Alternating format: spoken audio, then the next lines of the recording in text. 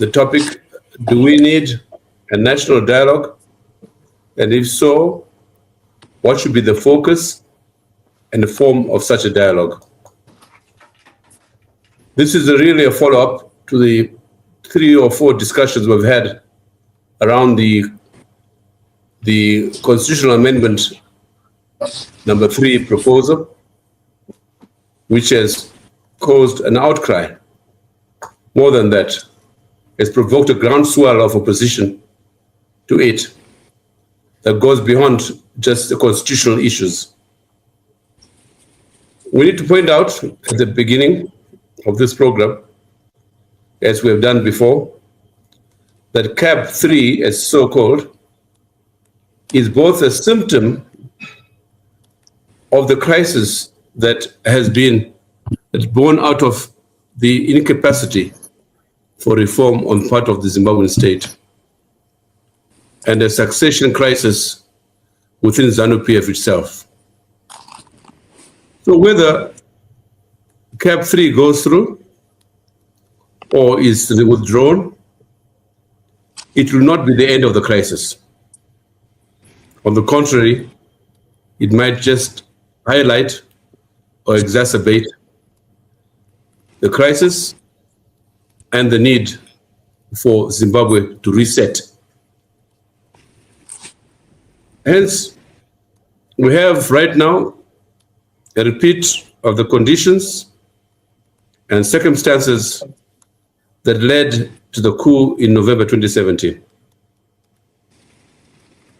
The coup, which was less about reform or restoring legacy than a factional war within ZANU-PF itself. We're not privy to the deal that accompanied the coup, nor the basis upon which the Chiwenga feels entitled to succeed Mnangagwa.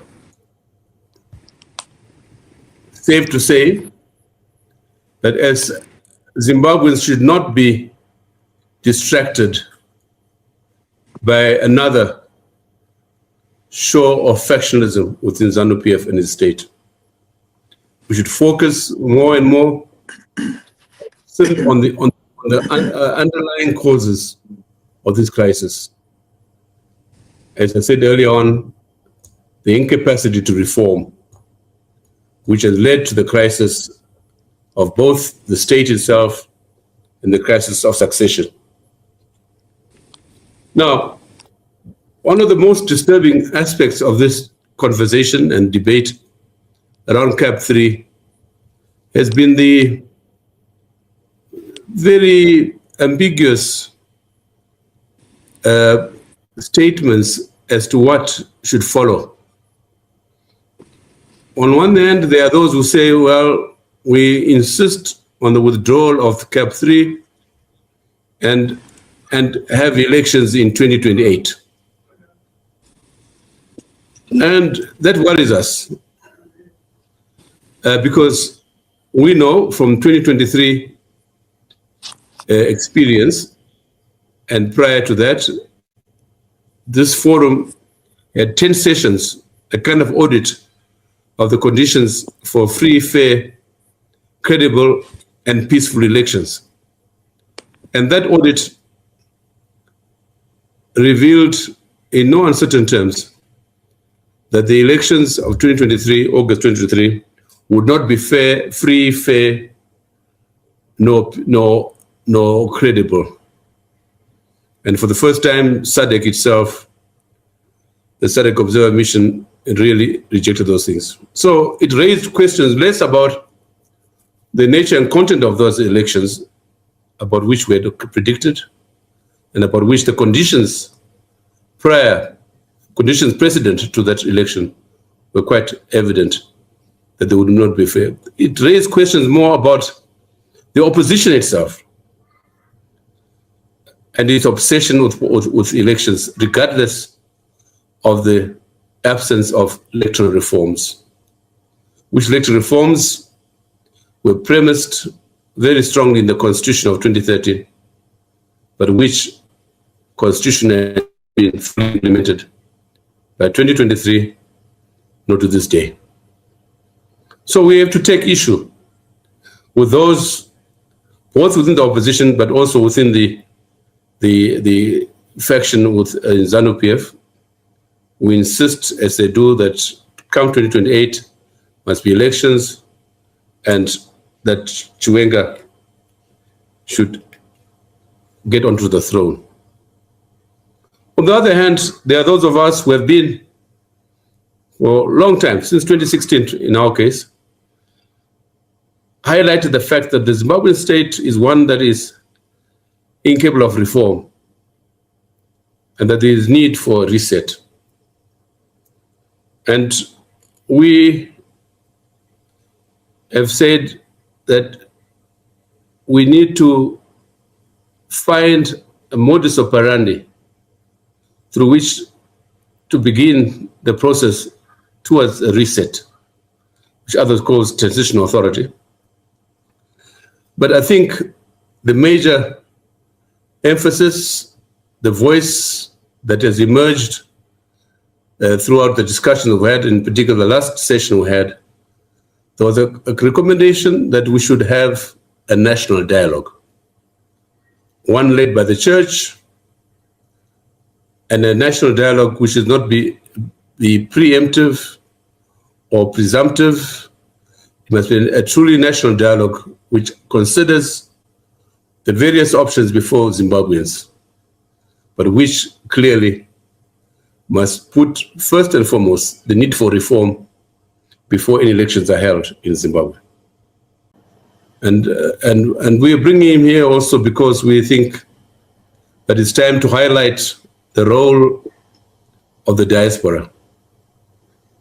Clearly, there's a need for us to examine our demographics in Zimbabwe. We keep talking about 16 million, population of 16 million, without recognizing or acknowledging that we have at least adult population, perhaps half of that population outside the country. And therefore, we cannot ignore, for many reasons, the diaspora, where many of our citizens and persons without whom Zimbabwe cannot move forward. So, Sydney, the floor is yours. Thank you so much, Prof. And thank you, colleagues. Thank you, Gladys Chofamba, for agreeing to jointly participate in this panel. And thank you to all those who have joined us from the different places around the world. I have to approach this with a great deal of humility. Nobody seems to have the answers, and nobody really does have the answers to the crisis that our country faces. Our country has been in political and, I dare say, economic crisis for the larger part of its independence. And it continues, this crisis continues with intermittent periods of some contrived stability. But the underlying ethos of those that are in charge of the governance of our country is the retention of power by all and any means necessary. And as long as they're in power and they're uncontested, you will get the stability. But once there is any prospect of any challenge, you will get a backlash. So our problem in Zimbabwe doesn't start in 1980, as a matter of fact. It starts before. We have a problem, political culture. We have a political culture that has instrumentalized the use of violence. So political violence is a valid and very effective instrument for gaining, maintaining, and retaining power.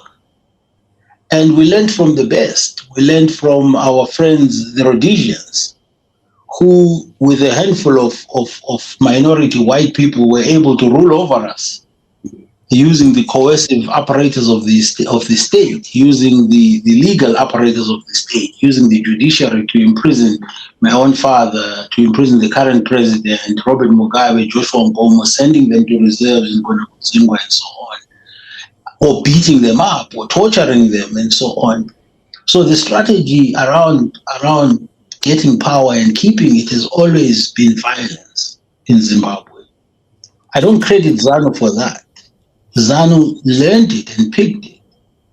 And the problem is that we've never had a culture of being able to resolve political problems without the use of violence, which is exactly why the liberation movements had to resort to the liberation struggle in order to counter the Rhodesian violence with nationalist liberation violence, to force the Rhodesian not necessarily to leave power, but to a conversation about to transition power to the majority black people.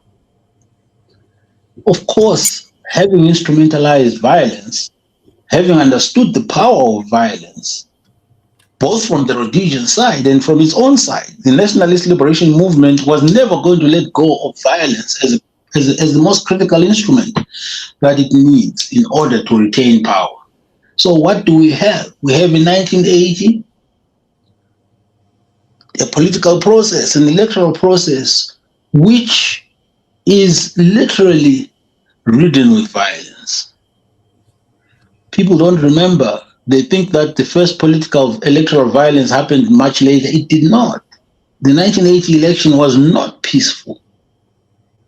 We know that. We know that the Zanda guerrillas never went to the camps as soon as they came back. They never went to the assembly camps. They put Njibas, many of them Njibas went to the camps. But the Zanda guerrillas went to the rural areas to campaign. And we know what campaigning for the Zanda combatants meant, putting everybody in line. And it wasn't even just a case of putting everybody in line, but it was also of reorganizing politics at the rural level. Because remember, before 1980, ZAPU was an effective party, had structures in all rural areas, had structures in Harare, Highfields. But that electoral period had to empty out ZAPU. That was the avowed strategy of ZANU, the ZANU campaign, because at the last minute, there was a decision by Mugabe not to have the Patriotic Front contest together, which now obviously meant that ZAPU had to be removed. ZAPU had to be appended from all the strongholds or any place where ZANU felt that it could remove it. Hence the violence around the elections in 1980. We know even Lord Soames was actually lobbied and to try to declare the election a failure, so to speak. And of course, with pressure, he wasn't. We don't want to add the fact that the British would have wanted ZANU to win anyway, because they were wary of Joshua Nkomo, who was aligned with the communists, with the Russians. So, but that's another story for another day. But the whole fundamental point is that Kukuraundi was the first Operation Mavotera Papi. It wasn't the second. Mavotera Papi in 2008 was a replay of Kukuraundi. Gladys, you experienced Mavotera Papi in 2008, but I can tell you that from the time the electoral results came in 1980, the clear message that was coming out from people like Edson Zobo and all the seniors in ZANU-PF was that the people of Matabeleland don't want Mugabe. And it was even worse because it was now caricatured as a tribal issue. The Ndebelers don't want Mugabe. That's how we had Kukuraundi. That is exactly why, straight after 1980, Mugabe went to North Korea and started plans to have the North Koreans trained in 5th Brigade. They didn't start in 1982. But that was a political agenda which had genocidal strategy to achieve. So that's the first. And then as soon as there's peace in Zimbabwe in 1987, as soon as the Unity Accord is signed, then peace returns, normalcy. because there's no contestation of power anymore. Joshua Nkomo has capitulated. He's now the vice president. All his comrades are released from jail. Dumiso Davengwa, my father, and others. And then we have a government of national unity, 1980. We have now one party, ZANU-PF. We've achieved one party state, the one party state, until 1990, when Tuboy, Edgar Tekere, Professor Ibo Mandaza's friend, decides to start Zoom, and then the violence starts again. It starts again. And it is serious, it is violent, and the violence is attached to allegations against the white community, which is aligning with Edgar Tegere and so on. And that violence culminates in the shooting of Kombai by none other than the then vice president's security detail. They shoot Kombai in Gweru, broad daylight, not in the night, not in the day, during an electoral campaign. As soon as Zoom is contained, the violence dies again. So from 1990, after the election, of course, Tuboy continues making noise, fighting, but they know they've contained him. And there's quiet. Between 1990, no political violence. Okay, you get the CIO do the odd thing, kidnap this person, kill this person, disappear. You'd get the killing of Nleya and so on, Edwin Nleya, the military, because he was a whistleblower on corruption, but it was not political because the one-party state had been contained, had been preserved until 1999, when the MDC is formed.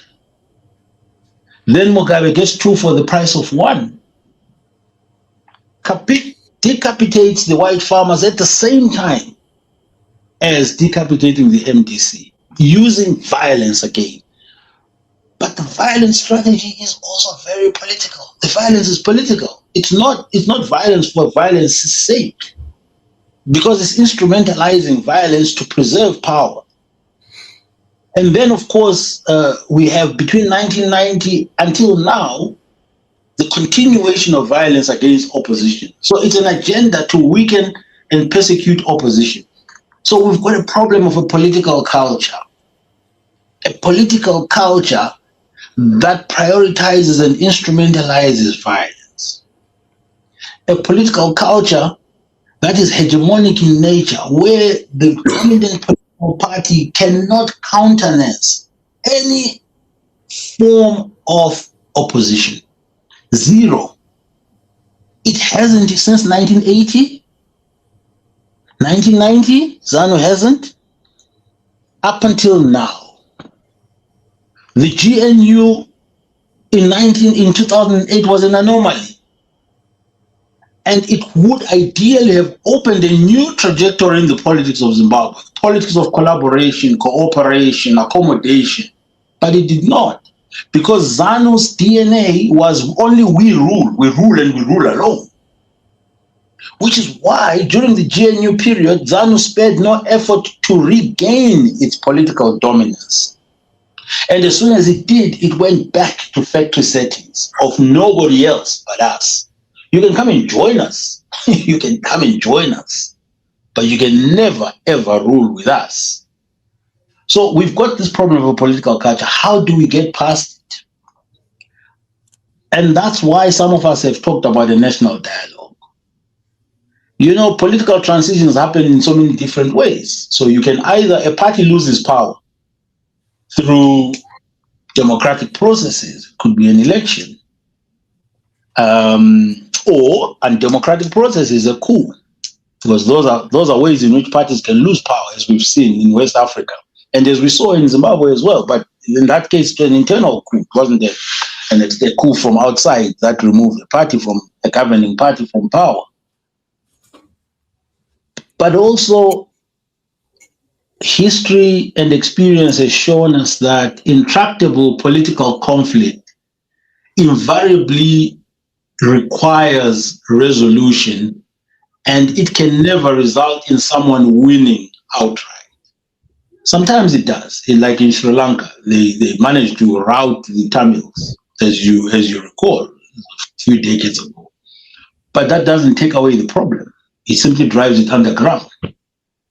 In Zimbabwe, we have to contend with a party that has instrumentalized violence, that governs using violence, that controls the coercive apparatus of the state, that does not want anyone else to participate. But of course, this has transformed even more in the past few years into an oligarchy. So why do we suggest a dialogue? We suggest a dialogue because the political culture of Zimbabwe has eaten into everything, including the ruling party now. The fact that ZANU-PF had to remove Mugabe in the way it did was clear confirmation that the absence of a culture of democratic transition has become so cancerous that it is, well, I guess it's always been in ZANU-PF. ZANU-PF has never had a democratic transition of any leader. They've always either died or somebody being replaced or some people walking out and so on. So we know from Chitepo and so on, if we keep going, if we go into history. But the point fundamentally is that there is absolutely no other way now. There is no other way. Zimbabwe has been able in history to prove that it can resolve its political differences via dialogue. There was a dialogue in Lancaster House which ushered in independence, imperfect as it was. But the outcome of that dialogue was a political process, an election, and a black majority government. There was conflict following that, Kukuraundi and the genocide that follows. It only ended with dialogue. It wasn't as inclusive as we might have expected or we might have hoped, but some people will argue that it was at gunpoint that Nkomo negotiated with Mugabe. True, but that Kukuraundi ended with dialogue. It ended with an agreement to share power or to capitulate. Some people will call it that if they're cynical. But it ended with Nkomo becoming vice president. It ended with the amalgamation of ZAPU and ZANU into one party. Then we had peace again. So my point is that, and then of course 2008, the only thing that brought back stability, including economic stability, I dare say, if we're looking for arguments beyond politics, was that GNU. So now we are at another turning point. 2017 simply postponed the problem. It didn't resolve it. It postponed the problem because, like we said, some of us, that we are getting another Mugabe problem is coming. Another 2017 problem is coming for President Emmerson Mnangagwa. And as much as, and this is the fascinating thing I always say, you know, if you compare the two, President Mnangagwa and Mugabe, there's so many fascinating positive attributes that you'll find in Emmerson Mnangagwa that you don't find in Mugabe. This is an opinion. I'm not saying everything is positive. The ability to reach out, to draw alliances, to engage, to talk to different people. If you look at how he was able to even mobilize the Give Him a Chance brigade in 2017, the ability to reach out to the embassies, to reach out to all the diplomats, to gain that support for that project, it's unbelievable. It means that there is the potential and capability. Mugabe was this or that. You know, he wasn't the person who will engage, who will have a meeting at his farm with different people, with whoever, with nobodies. He wasn't. Unlike the current president, if ever we're looking for something which is positive.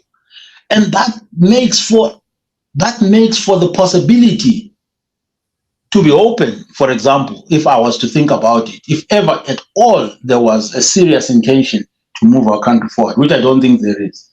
So for me, as I try to wind down so that at least others can come in, the goal, the ultimate challenge Zimbabwe needs to address is that we need to normalize politics. we need to normalize politics. We need to move politics from being this zero-sum, winner-take-all, do or die, dog-eat-dog thing. Because this is what politics is. And it has become that even in the opposition. Can you ever believe that the fallout between the colleagues in the CCC could be what it was? But it has happened from Welshman, Gibson, Morgan, Togo, Tendai, Mzuri. The replication of ZANU politics, the ZANUism that infiltrated the opposition politics is just shocking, but it's a political culture thing. So for me, the transformation roadmap in Zimbabwe cannot bypass a dialogue. It cannot bypass bringing together different interests, different groups to have a conversation about what kind of country they want, how they will be able to share power, how they'll be able to share interests, how they'll be able to participate in the politics and the economy of the country. I will talk about what stands in the way of that. But it's the only way that sees Emerson, Chamisa, Welshman, myself, Ekoko from Cholocho, students movement, sitting in one place saying, hey, whether it is led by the government, I really don't care who leads the dialogue, because some dialogues are led by government. Cyril tried to do a national dialogue, Cyril Ramaphosa, just now. Chapo in Mozambique is leading a national dialogue just now. He's the president of the country. He's got a lot of resistance from young people after that election. That wasn't free. That was neither free nor fair. But he's decided he's going to lead a national dialogue to try to work through the problems the country faces and find solutions. So whether it is led by the church, by the government, by whoever, for me, it really doesn't matter. The point is that there has to be a dialogue. We can't get around it. Until and unless there's a dialogue, we're going to continue to have this politics of violence, of exclusion, of dominance. And with the dialogue, the aim of the dialogue must be to articulate a vision, a democratic vision for the country, an inclusive democratic vision that says, okay, how do we all feel part of this thing? Because none of us feel we are part of this thing. And it was before, it was nobody in ZANU feels they're part of this thing. But now it's all the people outside ZANU and the people in ZANU, except the people that are now that have now got ZANU by the I don't want to use the term. You don't. Anatomical term. So there's a few people now. So the people that are outside are now more than the people that were outside before. And as soon as this bill passes, oh my goodness, even the people that think they're inside are going to be outside. That's basically what happens if you look at what happened in Russia with Putin. As soon as he made it, all the oligarchs, where they, Khodorkovsky, they all went into jail. He jailed all of them and sent them to Siberia. Because they thought, oh, we put you there, we helped you. Putin was like, you don't know anything. I'm the one who gave you all those gas things, who nationalized all those gas companies, who gave you who nationalized all these companies in Russia and made you rich. This is my Russia. So anyway, the point is that the inclusive democratic vision would ideally be accompanied by a multi-year transformation program. I would have absolutely no problem. You see, if currently President Mnangagwa said, well, I want a dialogue and I want us to have a multi-year transformation, political transformation program, and I would like to lead it if you let me, I would have a conversation with that.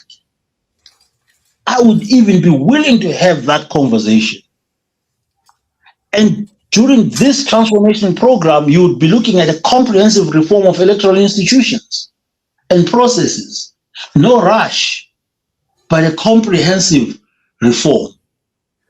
Looking at how to make the institutions more independent, how to have impartial election management body, how to ensure accessible and transparent voters' roll, how to provide balanced media access, and that includes repealing all these repressive laws that have been since come back, including the PVO, how to have a transparent voters' roll, something we've never ever had.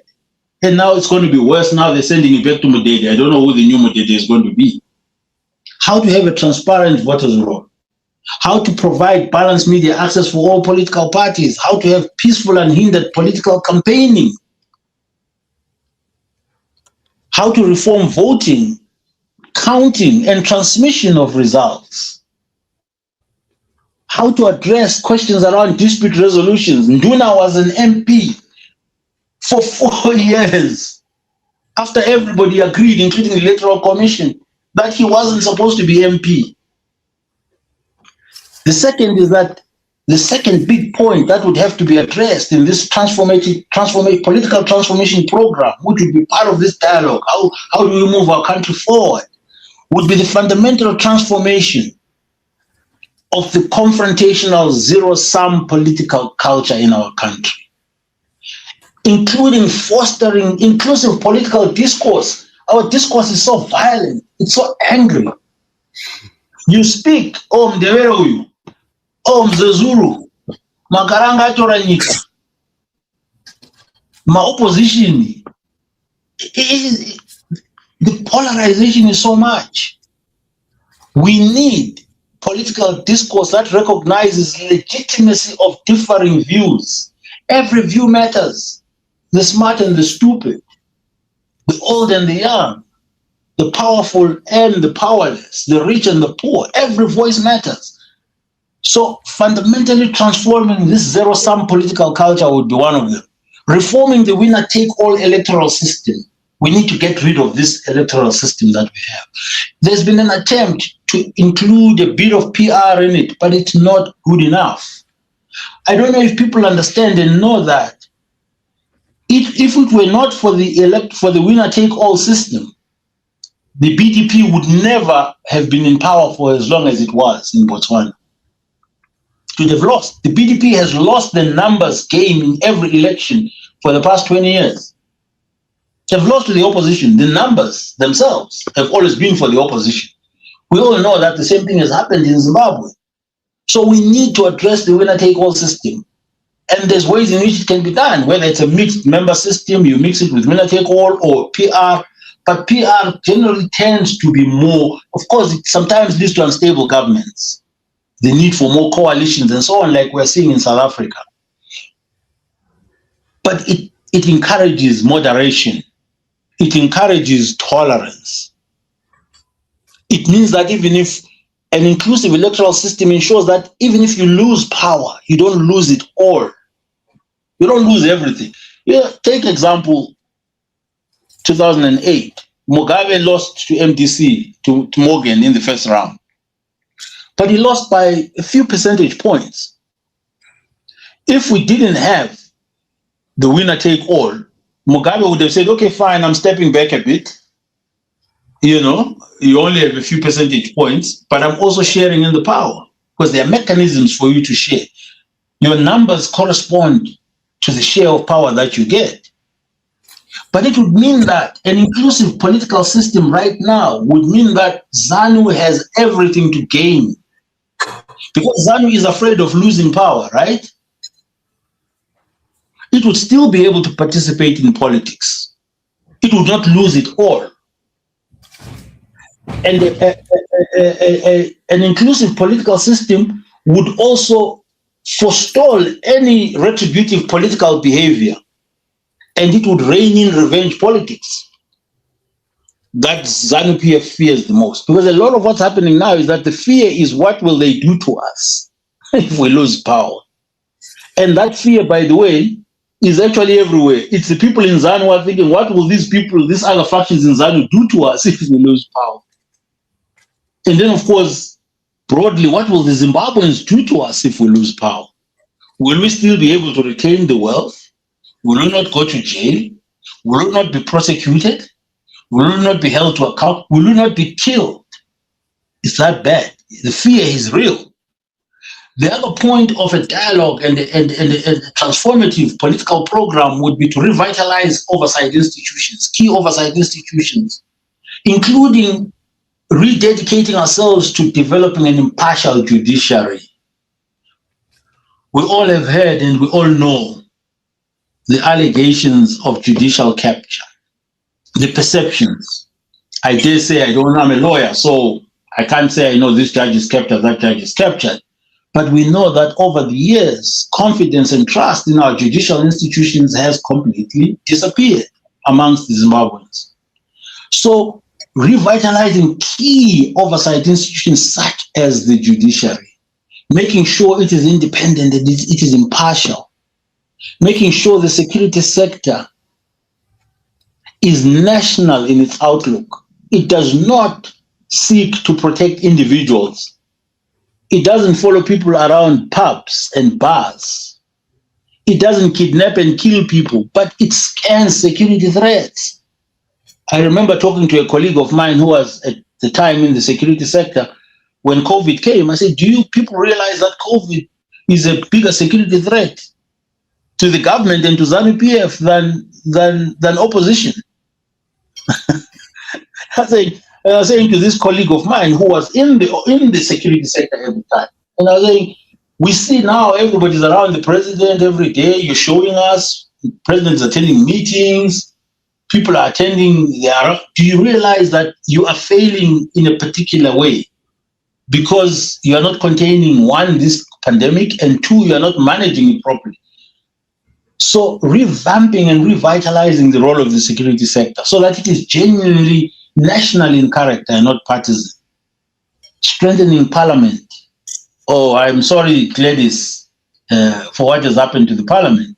I posted a few days ago about parliament when my father was there. People say, Sipo, come and join, run for parliament. I'm like, what am I going to do there? If they give me a car, maybe that might be good use of my time and maybe something else. But parliament is an important institution for us. Not the way they are trying to manage it. Expanding the space for independent media and establishing robust anti-corruption institutions. We don't have that. And then, of course, one of the other things that I'm almost done, there's two more. The other thing would be developing a capable, ethical public service. We've got a lot of great people in public service who have just not been able to do what they would like to do too, were trained to do because of the conditions and the circumstances. But we also have a lot of great people all over the country who are not in public service, who should and would want to serve in public service should the opportunity arise. Serving in public service is one of the greatest privileges and honors and should be for any person, any patriot in any country. That is why at independence, so many people dropped everything and came back home to serve, including Prof in the public service. Could have continued teaching wherever he was teaching. Bernard Chidzero was still at the UN. He dropped everything and came back to be Minister of Finance. I mean, economic planning, sorry, wasn't Minister of Finance. And I dare say, even for some of us who have spent all our careers working as international civil servants at one point at the UN and so many places, I want to come and work for my government. I want to serve my people in government, not in a big position, no. But I would like to give that patriotic responsibility. I would like that patriotic responsibility to be filtered. I know that some people say, okay, I want to be minister. No, that's not really service. That's political office. So we are going to need that. And many countries that have succeeded have been able to draw on all their people all over the world. Look at Nigeria. Look at Kenya, South Africa. They're able to draw on their people, put them in all these interesting and strategic places. Rwanda is one of them. Rwanda. So I want to end by saying that success for this requires building a broad national consensus. It's not a few people that can sit down in some corner with money and decide this is the way the country is going to go. Because basically you can do that, but you've got millions of angry people that will eat you the minute they get the chance. They will eat you. So even if CAP 3 succeeds, it's going to go with that baggage. Not they can worry about Chiwenga, but they also need to worry about Zimbabweans too, who are not likely to benefit anything from this. So for me, the point is that if we can build a broad national consensus, draw on all their people all over the world. Look at Nigeria, look at Kenya, South Africa. They're able to draw on their people, put them in all these interesting and strategic places. Rwanda is one of them. Rwanda. So I want to end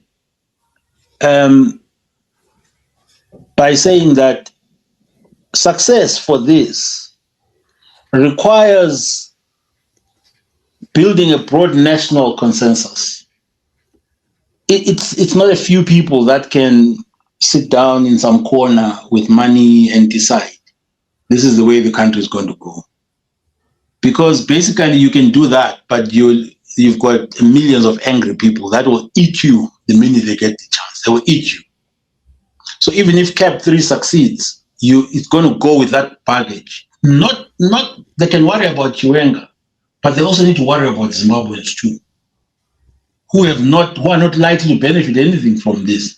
So for me, the point is that if we can build a broad national consensus, including the people that are right now pulling the strings to CAB, they need to be at the table. They need to be at the table. These Ugandans need to be at the table. They have a stake. They have fears. They have concerns about themselves. So everybody, when we say inclusive national dialogue, we're not talking about leaving anybody out. We're talking about having everybody in, hearing what everybody's concerns are, and building a broad national consensus. It has to be broad. It can't be narrow. It has to be a consensus that recognizes legitimacy of diverse perspectives. Like, that one, he thinks this way. He's like that, but he cares about the country. He's a patriot. He's one of us. Just like you have conservatives in the US, you have liberals in the US. But one thing that they will never argue is the commitment to their country. The commitment to the United States of America being the superpower of the world. Whether you have the Democrats leading, the Republicans leading, they're all Americans. When that flag goes up, they all hold their hands. They all hold their chest. So I don't want to talk about the need to engage Western and multilaterals, because I think we're going to have to be more assertive and clearer in what we want as Africans, but as Zimbabweans. Before, I would have said this, before Trump and before the West showed itself to us. It had showed itself so many times, but right now I think that whatever strategy has to be Pan-African. It has to be SADC. It has to be oriented around how do we build a strong country in a strong region, in a strong continent, engaging the rest of the world. And this is absolutely more important because we've got China. That's got us by the anatomy as well.